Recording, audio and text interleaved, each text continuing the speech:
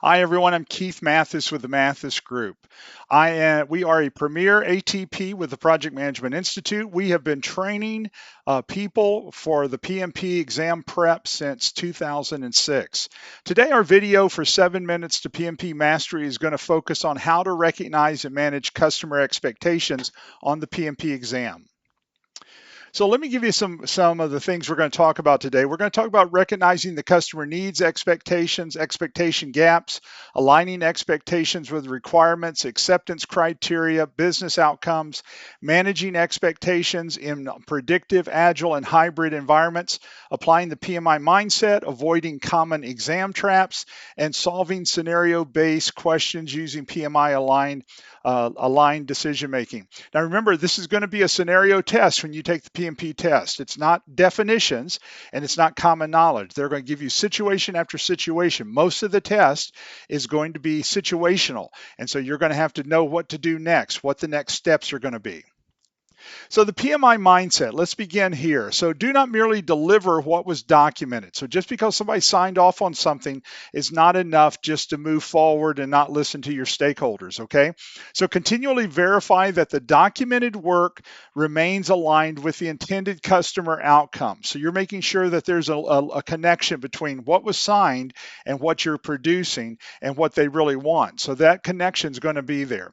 Also, this does not mean automatically granting every customer request. Just because a customer wants something does not mean it's automatically going to be done. It means understanding the request, analyzing its implication, facilitating alignment, using the appropriate decision or change process. But what you're trying to do is make sure that what it is, not just what's signed, but what they want is going to be fulfilled in this, if at all possible.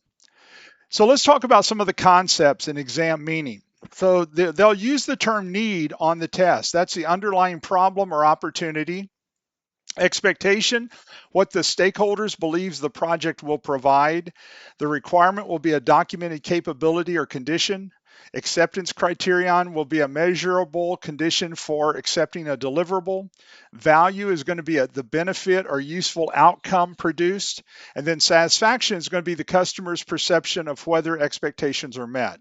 So these terms you need to understand this, because a lot of times we will intermingle these terms, but that's not how they're doing it on the test. That term is used for a specific reason.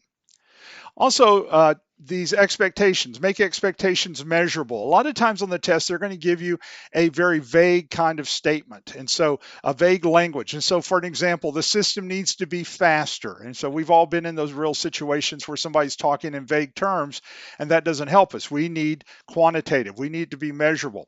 And so you're wanting that to be the case on the test as well.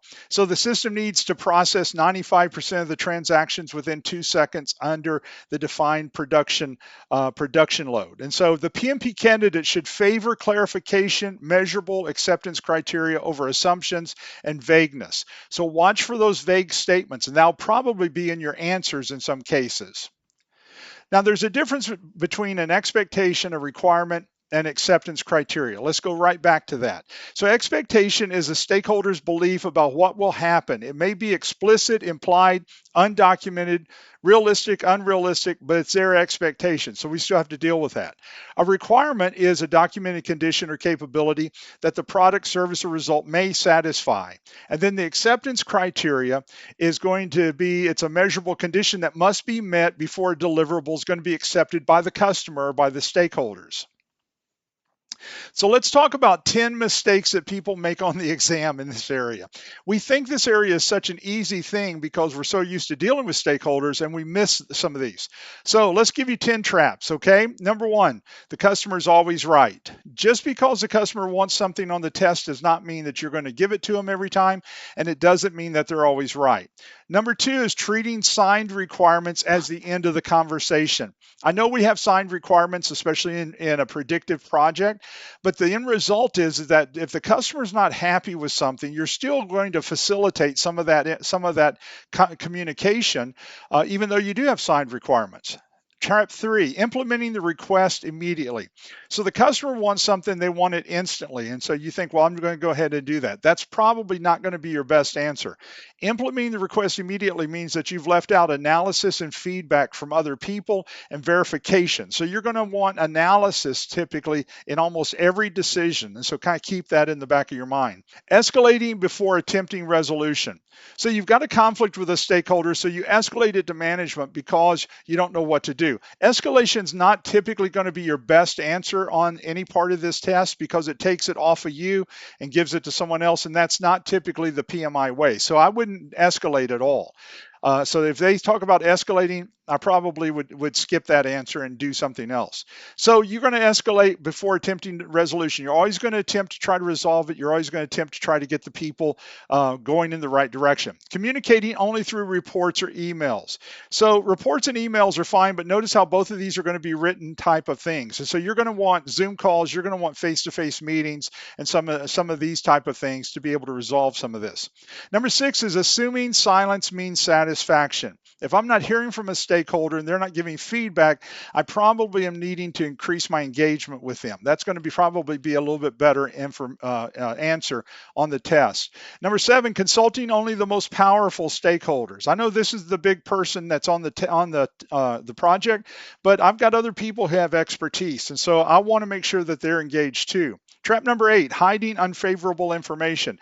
You function in a world of transparency. And so, in other words, if we're having good days, that's great. If we're having bad days, we're talking about it.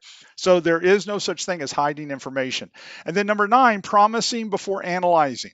The customer wants something, we say yes. That's probably not going to be your best approach. You're going to analyze it before you say yes or no to a situation. And then number 10, confusing customer satisfaction with unlimited scope. You want the customer to be happy, you want the customer to be satisfied, but that doesn't mean that it's an open pocketbook or it's an open scope. That project still has some constraints around it from the very beginning that you're going to have to find yourself working with. So let's talk about the PMP style question. So let's give you a question on this and let's give you an opportunity to try to answer this. So a project manager is leading a predictive project to replace a customer's ordering processing system. The project is 4 weeks from user acceptance testing. All deliverables completed to date conform to the approved requirements and quality criteria. During a demonstration, the customer's operations director states that the new system will not achieve the expected reduction in processing time because it does not automatically route orders between departments.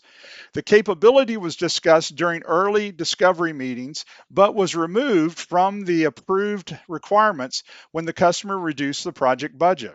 The customer's authorized representative previously approved the requirements and acceptance criteria. However, the account manager from the project manager's organization tells the project manager to add the routing capability immediately to preserve the customer relationship. What should the project manager do first? So they might ask you, would you do? What would the project manager do? You never answer what you do. You always look at it through the PMI mind, okay?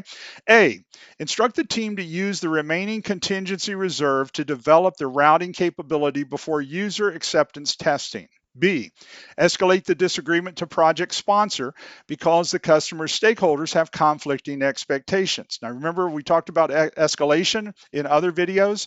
Escalation is almost never the right answer. And then C, explain the authorized customer representative approve the requirements and proceed with the planned user acceptance testing.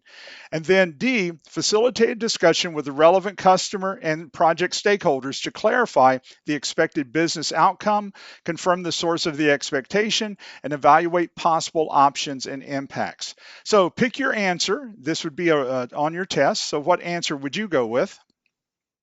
Wait for just a moment. All right, let's look at our answer. So the correct answer here was actually D. So the project manager should first clarify the expectation, understand the desired business outcome, determine why the operations director expectations differ from the approved requirements. The project manager should bring the relevant stakeholders together to establish whether the expected processing time reduction is an approved project outcome, why was automatic routing removed, whether stakeholders understood the effect of that decision, whether another solution could achieve the outcome, what impact the requested capability would have on scope cost, schedule, quality, risk, contracts, and benefits. Who has the authority to approve the resulting decision? After this analysis, the project manager may need to submit a formal change request. However, immediately uh, initiating or implementing a change would be premature before the expectation and available options are fully understood. This response follows the PMI mindset. So understand the situation, then identify the underlying need, facilitate alignment, evaluate impact, and then follow governance. So you'll notice here that the person's asking a lot of questions, project manager's asking a lot of questions before they do submit a change request or they do make another adjustment. So let's look at those answers that you maybe chose that was not right. A, use contingency reserves and add the capability. This is incorrect because contingency reserves does not authorize additional scope. The routing feature was deliberately removed from the approved requirements. So adding it without approval would constitute unauthorized work and potential gold plating. The project manager must assess the request, follow integrated change control before directing the team to implement it. The account manager also does not necessarily possess the authority to change the project scope. So contingency reserve is typically reserved for risk and uncertainty. B would be escalating immediately to the sponsor. We've talked about this. This is very premature, so I would not want to do this. Escalation may eventually have to happen, but if it does, it's going to happen way down the road, not in the beginning. So I would stay away from escalation. C, rely on the approved requirements and continue. That's pretty harsh and that's pretty straightforward. If we're just going to bulldoze through, that's typically not going to be your best answer either. Even though you've got signed document saying for requirements, the problem is that you've got a customer saying this isn't right for some reason. So it doesn't mean they're not supporting that document, even though it's been signed, they're saying something's wrong. Now, if these videos have been beneficial to you, don't hesitate to pass them around. This is updated. This is updated to the newest PMP exam version. And if this has brought value to you, don't hesitate to recommend them to some other people who are working on their PMP. Now, for those of you who need some additional help and already have people who have PMPs and you're wanting to keep their PDUs up, we do classes for companies all over the country. And so you can put 1 to 20 people in. We charge by the class so that we try to keep it just as balanced as possible on the pricing. And so we have 1, 2, and 3 day classes. We do them virtual for anywhere in the world, and you can put 20 people in for this price right here. And so these aren't individuals. This is for the class itself. All of these classes will be registered for PDUs with PMI, but these are not certification classes. If you're wanting to do a PMP certification class, this is what our pricing structure looks at. It is for the individuals, and so you have a regular rate that we have, early bird, government rate. But if you want a private rate, notice the private group rate. We do $15.50. If you have 10 or more, we'll do a private class for you. We'll do it virtual, and it includes our guarantee, and our guarantee is over to the right, and we pay for your second and your third test if your people do fail for that price. And so we'd love to be able to work with you. So if I can help you in any way, whether it's going to be project management classes or PMP classes, or just putting some of your people into our boot camps. We run boot camps every other month, and I teach those boot camps. I'd love to have you in if it's you or some of your people. I'd love to have you in some of my boot camps. If I can help you in any way, just call me or send me an email, and we'll see what we can do, okay? So listen, thank you so much for watching the video. I'll see you in the next video. Bye now.